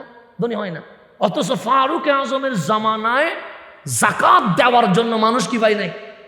খুঁজে পাই নাই। মাত্র আমার নবী চলে গেছেন, মাঝখানে সিদ্দিক আকবর, ওনার খেলাফা 2.5 বছর। এরপরে ফারুকে আজম আমার নবীর জাহেরি পর্দার পরে 4 বছর পরে গিয়ে মদিনার অলিতে গলিতে জাকাত দেওয়ার লোক আছে, নেওয়ার কোনো লোক নাই। গরিব কি হয়ে গেছে? শেষ হয়ে গেছে, আর নাই গরিব। তো এখন খেলাফা লাভ কি দেখেন? আমাদের বাংলাদেশে স্বাধীন হয়েছে কয় বছর? 54 বছর তো হয়েছে। 54 বছর হয়ে না? এই গুমদন্ডিতে 20 জন মানুষ জাকাত দেয়, ধরেন বছরে 20 লাখ। বছরে কয় লাখ? কিন্তু গরিব গরিব, ধনী ধনী। গরিব কি হয় না? এই বছর যে জাকাত নেয়, এর আগামী বছরও কি নিতে হয়? জাকাত নিতে হয়। এর পরের বছরও কি নিতে হয়? তো জাকাত দিলেন কেন? জাকাত মানে কি? গরিব গরিব থাকবে না। তো জাকাতের নিয়ম কি? এমন ভাবে দিবেন সেজন্য আগামী বছর জাকাত দিতে না হয়, সেজন্য 2-3 বছর পর নিজে জাকাত দিতে পারে। তো নিয়ম কি? 20 জন মানুষের জাকাত ফরজ। কয়জন মানুষ? আমি পুরো এলাকা ধরতেছি না, শুধু 20 জন। জাকাত ফরজ। 1 কোটি টাকা আছে, এরকম এখানে 40-50 জন আছে না, বাদ দেন না, 20 লাখ ধরেন, কয় লাখ? এই 20 জন মানুষ বসে মিটিং করছে যে আমরা যেহেতু গুমদণ্ডির মানুষ, আমাদের প্রতিবেশীর উপর কি আছে? হক আছে। আমাদের 20 লাখ কি হয়েছে? জাকাত কি হয়েছে? ফরজ হয়েছে। তাহলে জাকাত প্রথমে দিতে হবে কাদেরকে? প্রতিবেশীকে দিতে হবে। এখন 20 জন মানুষ মিটিং করবে যে আমার এই গুমদণ্ডিতে গরিব মানুষ, বেশি গরিব যে চলতে পারে না, সে কে দেখি 20 জন মানুষ সিলেক্ট করবে। কয়জন মানুষ? 20 জন মানুষকে যদি 1 লাখ 1 লাখ করে দেয়, আগামী বছর তারা কি আর ভিক্ষা করতে হবে? সে অন্তত একটা ব্যান গাড়ি তো চাইতে পারবে, সবজি ব্যবসা করতে পারবে, রিক্সা চালাইতে পারবে, কিছু না কিছু করতে পারবে। তাহলে এই বছর আমি 20 জনরে 20 লাখ, 1 লাখ করে 1 লাখ করে কয় লাখ দিলাম? 20 জনের উপর জাকাত ফরজ, 20 জনের দায়িত্ব নিলাম, একজনকে 1 লাখ 1 লাখ করে দিয়ে দিছি। তাহলে এই বছর 20 জন মানুষ কি হয়ে গেছে? বেকার মুক্ত হয়েছে। আগামী বছর আরো 20 জনকে দিলাম, এরপরের বছর আরো 20 জনকে দিলাম। 50 বছর ধরে যদি এরকম 20 জন করে গরিব যদি শেষ হইতো, গুমদণ্ডিতে এই বছর জাকাত দেওয়ার মানুষ পাওয়া যেত না। পাওয়া যেত? আপনি প্রতি বছর 20 জন করে হিসাব করেন না, 54 বছরে দেন 20 দিয়ে গুণ দেন, 54 দিয়ে কতজন হয়? হ্যাঁ, 20 দিয়ে 54 বছর হিসাব দেন, কত? 108। কেমনে 20 দিয়ে 54, 2 দিয়ে কেন দিয়েছেন? হ্যাঁ, 500, 1080। তাহলে 54 বছরে 1080 গরিব কি হয়ে যাবে? মধ্যবিত্ত হয়ে যাবে। শুধু কোথায়? গুমদণ্ডিতে। এখন বলে গুমদণ্ডিতে কি গরিব 1000 আছে? 50 জন তো নাই। তাহলে জাকাত দিছে কিরকম? 1000, 500, 200, 300 মানুষ অতগুলো লাইন করাই দিয়া একটা জাকাতও হয় না। 50 বছর জাকাত দিয়েছে, কিছু হয় নাই। শাড়ি দিয়েছেন, জাকাতের শাড়ি, এটা কি আবার? জাকাতের লুঙ্গি, এটা কি? জাকাতের শাড়ি নামের কোনো শাড়ি নাই, জাকাতের লুঙ্গি নামের কোনো জাকাত। 100-500 এরকম জাকাতের কোনো নিয়ম নাই। জাকাত মানে এই বছর যে গরিব তাকে এমন ভাবে জাকাত দিব, আগামী বছর সে ভিক্ষা করবে না, সে ওই জাকাতের টাকায় ব্যবসা করে হোক, রিক্সা চালাই হোক, সে নিজের পায়ে দাঁড়িয়ে যাবে। তাহলে ইসলামিক খলিফা থাকলে কি হইতো? এই বোয়ালখালীর একটা গভর্নর থাকতো। কি থাকতো? গভর্নরে এই গুমদণ্ডিতে কাদের উপর জাকাত ফরজ হয় সেটা নির্ণয় করতেন। কত টাকা জাকাত আসছে এটা ক্যালকুলেট করতেন, করে এই গুমদণ্ডিতে কতজন গরিব আছে এটা বের করতেন। প্রত্যেক গরিব থেকে জিজ্ঞেস করতেন কি করলে আগামী মাস থেকে তোমার ভিক্ষা করতে হবে না, যেটা করলে ভিক্ষা করতে হবে না সেটা উনি দিয়ে দিতেন। তাহলে বলেন, ইসলামিক খেলাফা যদি কায়েম হয়, 5 বছর পর সোনার বাংলাদেশে কোনো গরিব খুঁজে পাওয়া যাবে? এরকম বলতে গেলে রাত চলে যাবে। কিন্তু আমাদের কি হবে না? মাহফিল শেষ হবে না, একটা মেয়ে তার ইজ্জত লুণ্ঠন হবে না, জানার শিকার হবে না। মাদক, আপনি চিল্লাচ্ছেন আজকে মাদক বন্ধ হোক, ইসলামিক খেলাফা থাকলে মাদক বন্ধ হইতে 2 দিন লাগবে না। কিন্তু এই খেলাফা কায়েম করবে কারা, এটা দেখার বিষয়। এই খেলাফা যারা কায়েম করেছে, ওনার নাম সিদ্দিক আকবর, ওনার নাম ফারুক আজম, ওনার নাম উসমান জুন্নুরাইন, ওনার নাম মাওলা আলী, ওনার নাম ইমাম হুসাইন, ওনার নাম হজরতে সালাউদ্দিন আইয়ুবী। ওনাদের যদি জীবনী দেখবেন ওনারা সবাই আহলে সুন্নাত ওয়াল জামাতের অনুসারী ছিল। তাহলে ইসলামিক খেলাফা কায়েম করতে গেলে আমার কথা শেষ, ইসলামিক খেলাফা কায়েম করতে গেলে আহলে সুন্নাত ওয়াল জামাত লাগবে। এই সারা ইসলামিক খেলাফা কায়েম করা কখনো সম্ভব? ফাতিহা কেন্দ্র করে গরু মহিষ নিয়ে গাড়িতে লাইটিং করে রাস্তায় রাস্তায় নাচ গান করে মাজারে যাওয়া, এটা কোন ধরনের ইবাদত? এটা ইবাদত না, এটা জুলুম, এটা হারাম। আপনি যে গরু নিয়ে নাচতেছেন, পশুর উপর জুলুম করছেন, আপনি জালেম, পশু মজলুম। কথা ঠিক না? এই পশু যদি কালকে কবরে হাসরে আপনার বিরুদ্ধে দাঁড়ায়, আপনি যাইতে পারবেন? বাংলাদেশে এগুলো কি করতেছে আমি কিছু বুঝি না। গরুরে লোহা দিয়ে গুতায়, লোহা গরম করে দিয়ে দেয়, লাইট দিয়ে গরু নিয়ে নাচে। এটা কি আল্লাহর বলি যিনি, উনি তো কষ্ট পাচ্ছে। আপনি যে ওনার মাজারের সামনে গরু নাচাচ্ছেন, উনি কি গরু নাচানোর জন্য আসছিল?